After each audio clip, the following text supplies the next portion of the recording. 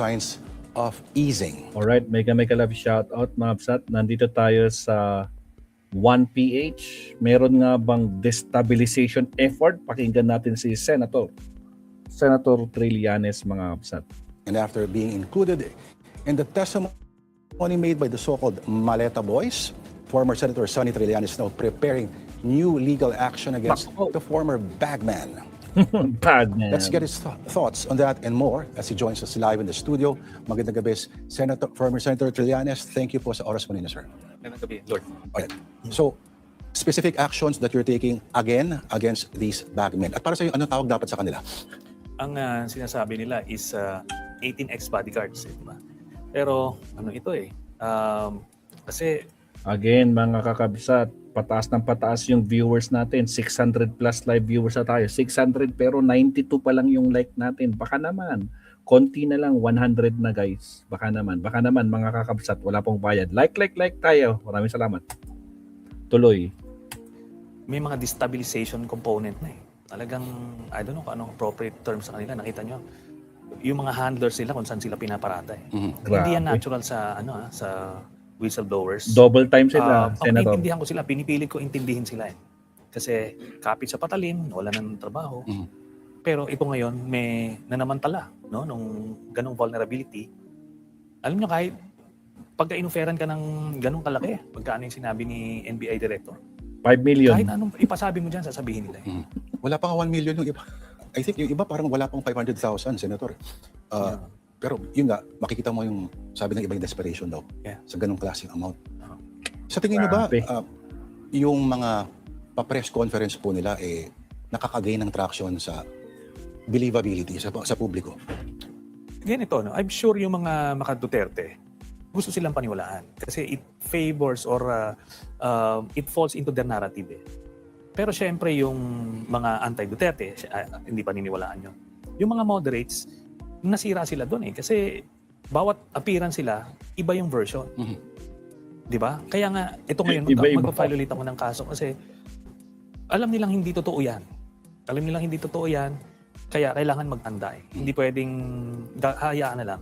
Kita mo yung ginawa nilang latest. Como si Senator Loren, ikakampi na nila, tinanggal. Pero si Senator Cheese na lumipat, nilagay. Dinagdag. Ano na absurd na It's doon ka magtataka, Senator Trillanes. Wala naman si Cheese sa unang affidavit. Tapos biglang nung panibagong interview, hindi, meeting nila dyan, putragis, hindi.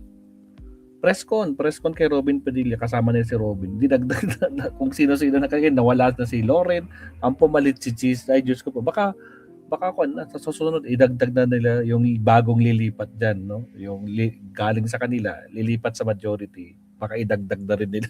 Diyos ko po, iba-iba. Ay, baka sila yung magsasabi, yung bago, yung 14. Di ba, Mabsat? Ay, Diyos ko po. Comical yung ginagawa. But, ano sila? Pwede natin sabihin, shout out, Kapsat Makikwan. Destabilizers Destabilizers po agad. Yeah. May binanggit din po si Senator Ping Lacson na may mga ramblings na raw sa service. Meron ho ba kayo napipick up ng mga ganyan? Meron, pero muted pa ito, no? Compared to nung bago kami lumabas, mas mabigat yung yung mga issues noon, tsaka yung grumblings noon, mabigat kasi internal mababa sweldo, sila yung mga gamit, so very personal. So ito, nakikita lang is itong kaguluhan na ginagawa nitong paksyon nila Cayetano, tapos itong mga 18 bodyguards na ito, yung iba rito kabaro nila, pero yung iba dito nag-trainee lang. Yung iba hindi nga sundalo, may dalawa yata hindi sundalo at all. Tapos yung iba nag-awol, ilang buwan pa lang serbisyo.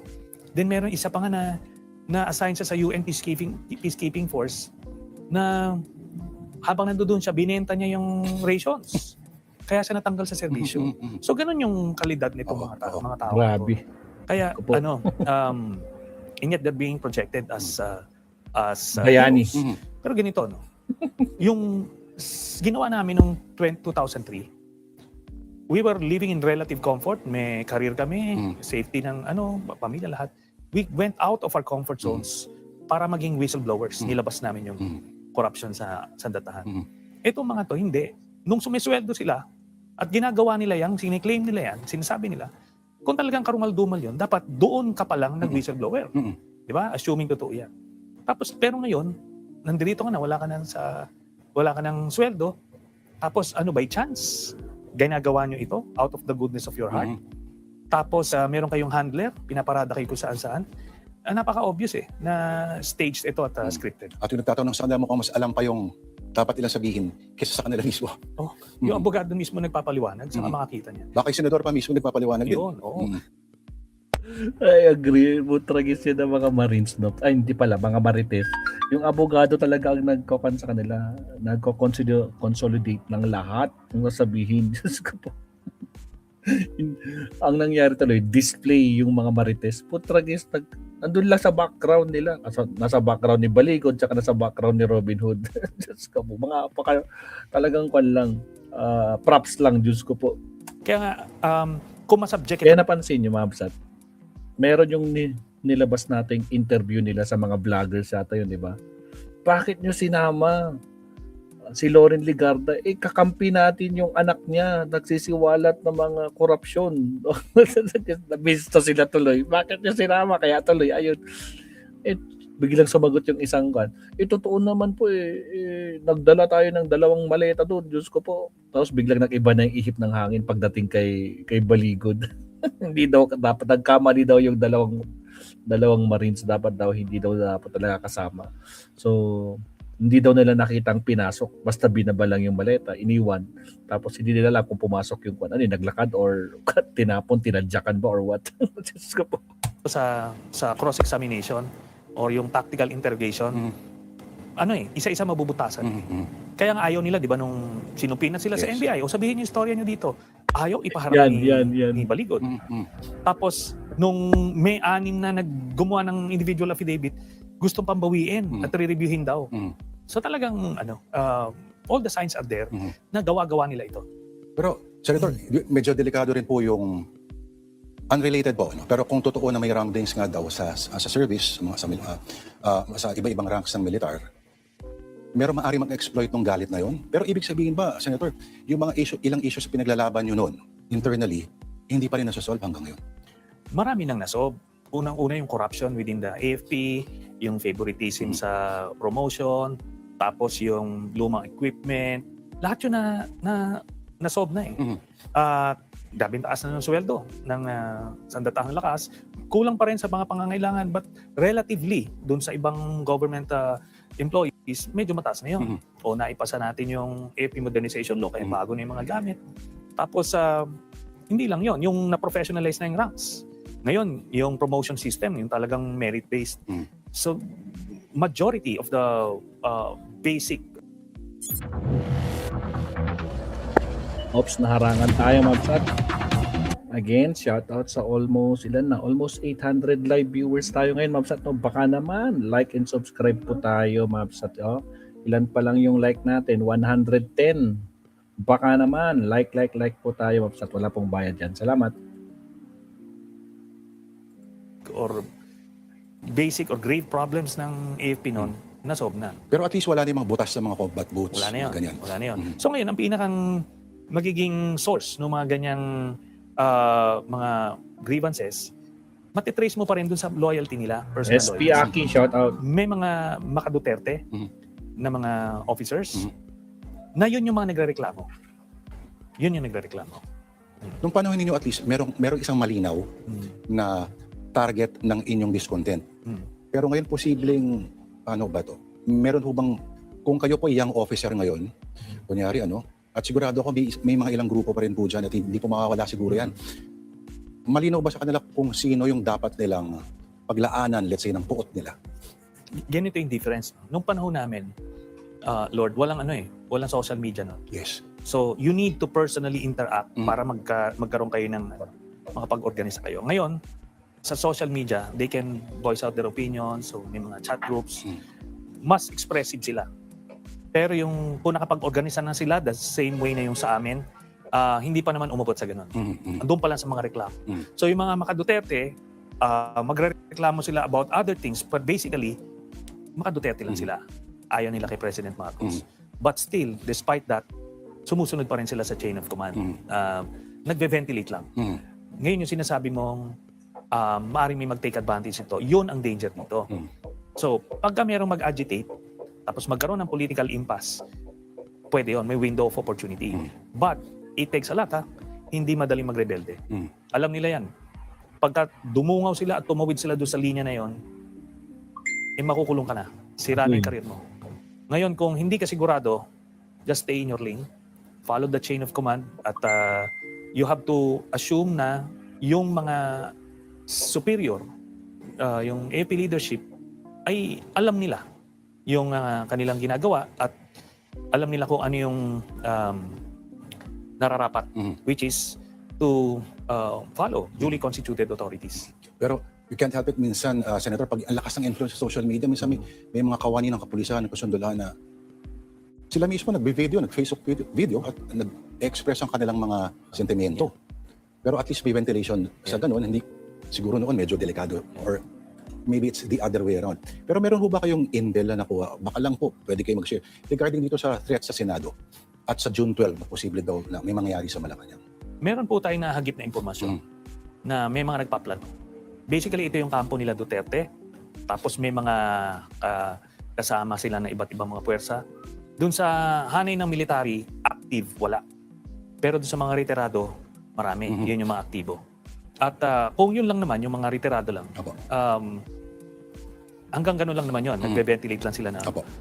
May mga nagsusubok mag-recruit, pero wala pa sila na-recruit as far as we know na enough to tip the balance. But they will try. Ang aming informasyon ay naghahanap sila ng political trigger. Last week, gusto nila, in-expect nila yung paglabas daw ng 18 ay magkakos ng outrage para lumabas yung mga tao. So artificial siya eh. Pero dun sa echo chamber nila, sila galit na sila. Akala nila dun sa real world, outside their echo chamber, ganun din yung sentimiento. Eh hindi, di ba? So medyo nilangaw. Yung, parang napaka-delusional nun, ha? Oo, yes. Pero yung echo chamber effect kasi nagbabound sa'yo, parang nag-intensify yung galit mo. Kala mo marami na kayong galit na galit, parang buong mundo na. Pero yung pala, pag nanawagan kayo, kakaunti lang kayo pumunta. Yung physical. Yeah. May ganun ba sa tingin mo si Senator Alan Cayetano? Kung delusional? Yung Delusional. sa echo chamber niya ay sold siya na baka ito yung zeitgeist. Yes, ganun nga mismo. No? Meron siyang Jollyland, shout out. false sense of the pulse of the people. Ang pananaw niya, yung lahat ng mga Sara Duterte ay pabor sa ginagawa niya. Hindi niya alam, karamihan ng mga Pilipino are focused on their daily lives. Naghahanap buhay, gano'n. Bihira lang yung babad sa politika dyan. Malaki na yung 20%. All the rest are doing other things. Kaya ito yung echo chamber effect na kayo, yung mga nagko-comment dyan, ang dami, iba may trolls pa sa troll farms mo. That's the worst thing na mangyari. Kung yung propaganda machine mo, pinapaniwalaan mo na, gano'n na mangyari. Malilihis ka ng landas. At so yung sinasabi ko kanina, they would like to create a political impasse, then magmo-mobilize sila ng mga tao, tapos they're going to hope na may magwi-withdraw ng support sa AFP para install si Sara, patalsikin si President Marcos. Ganon yung template. Similar to what they did no EDSA DOS. So, the epic online action game War Thunder lets you Again, mga kakabsat sa mga bagong pasok, shoutout sa 800 plus live viewers. Huwag kalimutang mag-like and subscribe. Wala pong bayad yan, mga kakabsat. Tuloy. yun po. Kung kayo po ba si Senate Pro Tempore Win Gatchalian, hahayaan nyo pa rin ba itong mga ginagawa ng Cayetano Black na nagpe-press conference sila sa social media on their own? Or you have to crack down on it kasi nakakakosya ng lamat? Yan ito, no? They're trying to be patient. Kasi dyan sa Senado, I've been there, kahit sa public, talagang grabe na yung differences nyo of opinion, masyado na mainit yung balitaktakan. Pero sa loob, you're one small community. Hindi mo mailiwasan yung personal relationships. So as much as possible, ay nila magsunugan ng tulay. Pero yung ginagawa ni Alan, he's destroying the institution already. Pag ginawa nila yan sa loob ng Senado, ano na yan, pwede mo nang out of order yan, pwede mong i-contempt, pwede mong ipa-detain sa Sergeant at Arms. Pwede yon. Just to save the institution. Ngayon, yung otoridad, pwede rin kasuhan si Alan yung ginagawa niya ng ano yan. inciting to sedition Mm. or sedition na mismo. Because he's trying to disrupt the flow of government operations. So yun ang pwedeng gawin. Mm-mm. Or, Senator, sinasabi rin po nila na kayo pala mismo nagsabi, no, na itong si Senator Cayetano ay in denial pa at sa stages of grief, denial ang pinakaunang step. Yeah. At may mga statements din ko sinabi dati na mag-ingat kayo dyan kay Alan Cayetano kasi na ang warning na yun mismo ang nagsabi sa'yo. Then, kamo noon, ay si Senator Legarda, nung ikaw ay neophyte senator pa lamang noon. Mag-ingat ka dyan kasi medyo unpredictable ang loyalties, shifting loyalties. Ngayon ba ay yung kanyang faith, yung kanyang loyalty doon sa pamilya Duterte, ito na yata yung masasabi natin na medyo pinakamatagal-tagal na pag-anib niya o posible rin mag-crack yan once things shift? One thing we can be sure of, Alan Cayetano is loyal to his self-interest. Okay, yan yun. Pag tinignan mo yung history niyan, Self-interest lahat talaga. ng mga patron niyan sinuwag niya. Yes. Okay, dati sila Mike Arroyo. Ninong pa niya. Tito Mike, ganun pa yan. Tinutulungan siya sa kampanya, talagang inaalagaan. But when it was convenient for him to stab Mike Arroyo in the back, he did, without hesitation. Tapos sinakyan niya yun paging senador niya. Ginawa na rin niya yun doon sa iba't ibang patron. Then, finally, ito nga kay Duterte, no? Nung mismong siya, nung matatanggalin siya sa pwesto sa House, sinabihan na siya mismo ni Digong na bitawan niya. Ayaw pa rin niya. Mag-let go pa rin siya. So, when it comes to the power play, the power game, nawawala sa sarili yan, gibaon yun yan. Kaya yan convenience. Di ba nakita mo lang, the other day pinakita nila, he was talking to the First Lady. Di ba? I can imagine yung conversation niya yan. At yung may mga feelers siya na sa Malacanang na kahit tanggapin lang daw siya, basta kahit mag-convict siya sa impeachment, kumbaga pinapangako niya lahat para lang payagan siya manatili sa pwesto. So, yung stages of grief, di ba, una, denial siya. Denial. Then, di ba, nagagalit siya. Nakipagbunuan siya. Anger? Oo. Then, nagbabagay na siya. Bargaining. Kasi sabi niya, ganito gawin. Kahit paras kami pumirma. So, next nito yung Depression na. Then finally, acceptance. So, eventually, he will get there. Kasi wala nang sumusunod sa kanya. Even sa website ng Senado, hindi na siya Senate President. Doon pa lang, indication na yun. Indication na. Tapos, ang pumipirma ng mga cheque ng sweldo ng mga empleyado doon, si Senator Win na. Wala na yan. So eventually, etong gulong to huhupa na rin. If only, alam ko, dapat independent ang mga institutions, but if only Malacanang plays its cards right, or knows how to wield, yung mga kaya nilang gawin, huhupa. I believe at this point, yung Malacanang is waiting for what will happen within the next few days. Kapag nag-fizzle out kung ano man yung plano nila, tapos next week, back to normal, yun na yun. Wala na silang pwedeng gawing gimmick pa. Kung binubuhos na nila lahat . And remember, all of these things, aside dun sa desire ni Cayetano to hold on to power, they want to prevent yung impeachment. Matuloy. Ayaw rin nilang matuloy yung makulong ito si Marcoleta. Marcoleta. Tapos yung ibang So kumbaga talagang, na to Alanganin talaga. All out na sila and all in na yung taya dito. Meron ka bang kapangamba, Senator, na Coffee ko brown, sarap pampaap. Saktong timpla na may... Grabe, daming harang. Mabsat again. Shout out. 900 plus live viewers. Mabsat. Like and subscribe po tayo. na maderail itong... Na sila and all in na yung taya dito. Meron ka bang kapangamba, Senator, na hindi pa rin mawawala ng tricks itong Cayetano Black na maderail itong paparating na trial? Alam nyo, ako talagang matagal ko na sinubaybayan yan si Alan. You want to predict, you would like to believe na mapipredict mo siya. Pero hindi, very creative yan. Very creative yan kung power game ang pinag-uusapan. Marami yan estilo na hindi mo maisip. Ngayon ko lang nalalaman, kahit pala nung sa Taguig nasa Taguig siya, pinakandado niya yung konseho doon. Na ginawa rin niya na itong sa house, tapos ito ngayong gimmick, may mga barilan pa Kumaga, It's not beyond him, sabi mo. It's not beyond him. So, kaya niya gawin yun. Kaya niya gawin, tsaka hindi mo maiisip. Kasi tayo, ang maiisip mo lang yung parang may natural guardrails ka Sa kanya walang guardrails. Walang guardrails at yung kanya pagiging madasalin, di ba, nagulat ka doon? Kasi nung nag-iinkwentro kayo na, hindi pa siya ganun, di ba? Hindi. Ito yan. kung first time mo siya mamimit, madi-disarm ka kasi nga Charming. malumanay, magsalita, tapos pag nagdadasal, umipikit, pagkakakain kayo, hawak pa kayo ng Dasal kamay, na lang lumuluhod sa Tragis. Alam nyo naman tayo, alam natin kasi hindi naman tayo mga santo. Kaya pag kami nakita kang mga taong madasalin o mga Diyos, parang medyo believe tayo sa kanila di ba? Pero ito, ginagamit niya yon. Kasi alam niya that it disarms people, pero wala yun sa kanya. Yet, kung bibilangin, sino ang mas maraming naka-enkwentro ng mga kapwa senador sa inyong dalawa? Of course, nag-enkwentro rin kayo nun, pero mabibilang ba at magmamatch ba o mas marami pa rin yung sa kanya? Palagay ko, hindi sa mas marami ko kung hindi yung interest. Sa akin, pag kami na-enkwentro ako na isang senador, dahil alam ko yung pinaglalaban ko. Nakatinding ako supposed to be kung ano yung tama, kung ano yung pinaglalaban. Sa kanya, palagi siya nakatindig dun sa self-interest niya. Pero ipapakete niya yan ng Bible verses o kaya yung mga legal jargon o kung ano mga pangbola. Kaya hindi mo makita yung self-interest ng on his face. Kasi nga nakatago, nakabalot. Alright, so gaano kayo, shift naman po ako ng topic as Senator, as they call you, Sendri.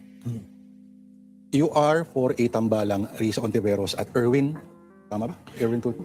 Apo. Ang layunin ko po sana ay magsanib puwersa yung administrasyon at itong middle forces. Sa middle forces, ito yung basically the anti-Duterte forces na hindi admin. So marami yan, yung mga kakamping dati, yung mga bumoto kay Mayor Isko, kila Senator Pacquiao, Sen Ping, yung mga yon. So ito, kung magsanib puwersa ito with the administration, very potent force ito. So ngayon, ang tinutulak namin na pinuno dito sa middle forces, si Senator Risa. So siyempre, pag nag-coalition, yung Vice President nasa administration. And I believe si Senator Erwin Tulfo would be a good match dun sa... Senator Trillanes, bakit mo naman iyakan si Erwin Tulfo? Katasabi lang niya kanina, wag niyo na siyang isama dyan kasi isasama siya sa mga survey. Diyos ko po, magagalit na naman yung mga garapata kasi alam nilang hindi nila matatalo. Diyos ko po. kasi complimentary siya eh. 'Di ba? Yung iba yung nilalagay sa mesa ni Senator Risa, iba rin yung nilalagay sa mesa na mga katangian ni Senator Tulfo. So, ganun po 'yun. Okay, pero lahat yata halos yung mga pinutulak po ninyo parang nag-express ng mga walang interes na plano for 2028. Paano kaya yan, Sentry? Well, si Senator Risa, nagsabi siya na she is open. But si Senator Tulfo, Not yet.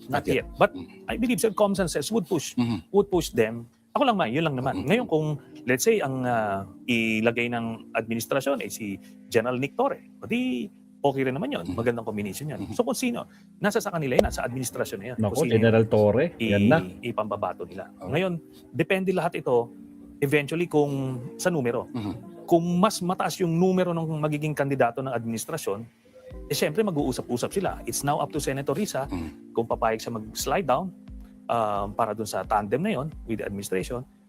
Pero kung maganda-ganda yung numero at kayang ilaban, yung administrasyon naman ang mag-slide down para meron tandem. But bottom line, that will unify them para one-on-one yung labanan. do you still have plans for 2028, Senator? Wala po. Ang gagamitin ko na yung aking lakas at impluensya para suportahan yung nararapat na kandidato, which is... Paano ba yan? Kabsat Flavilin Sabiana. Ikaw na lang, sana Sentry ang mag-senador. Kasos katasabi lang niya ulit. Wala na daw siyang plano. Paano yan? Putragis na ka pa, oh. Pero sinama pa rin si Erwin Tulfo. Kaya kung hindi si Tulfo, si Raffy Tulfo, sasabihin, lalo na si Raffy Tulfo, pan siya. Re-electionist. Kaso sinabi niya ni Raffy Tulfo, at hindi siya, tatakbo pa rin siya bilang senador. At hindi siya tatakbo sa mas mataas na posisyon. Same lang tatakbohin ni Raffy Tulfo. Gusto mo, shout out sa mga kasama natin. Patrick Briones, shout out. Tuloy, pasok. Senator Risa. May nang-aasar sa inyo, yung DILG Secretary ngayon, pinoint out yung inyong mga losses sa mga eleksyon. May tugon ho ba kayo sa kanya? Ganun lang po yan. Alam naman nila kung bakit sila nananalo. Hindi naman dahil sa galing. Di ba? Dito sa Pilipinas, unfortunately, may mga iba't ibang factors at play. Na primarily yung resources, kung willing kang lumaro, maraming bagay yan. Basta't ako, ginawa ko po yung, nagpresenta ako. Ngayon kung ayaw po nung mga botante, I will take that and I'll move on. Ikaw nga na isang abogado, one citizen with a vote is as equally powerful as any other. So, maraming salamat po sa pagdalaw po ninyo. Senator Sonny Trillanes, Antonio Trillanes. Thank you, sir. Salamat po sa inyong oras. Grabe si Senator Trillanes na naman, yung mga terms na ginamit siya kay Alan Peter, hallucinating, wala na mga website, Diyos ko po. Kaya talagang sa totoo lang, website, problemado sila kasi nga all out na sila. Kasi ito na yung last chance nila na wala na talaga silang may maididepensa, lalo na palapit yung impeachment. Malaking problema na lang. O siya, next topic tayo, Mabsat. Naku, medyo napahaba tayo kay Senator Trillanes. At syempre, sa mga hindi pa nagla-like dyan, mga kakapsat, again, shout out sa naiwan na ilan to? 737. Kanina, halos mag 1,000 na tayo kanina. Baka naman, like and subscribe po tayo. Wala pong bayad yan. Okay, countdown ulit tayo sa ating next topic. Here we go.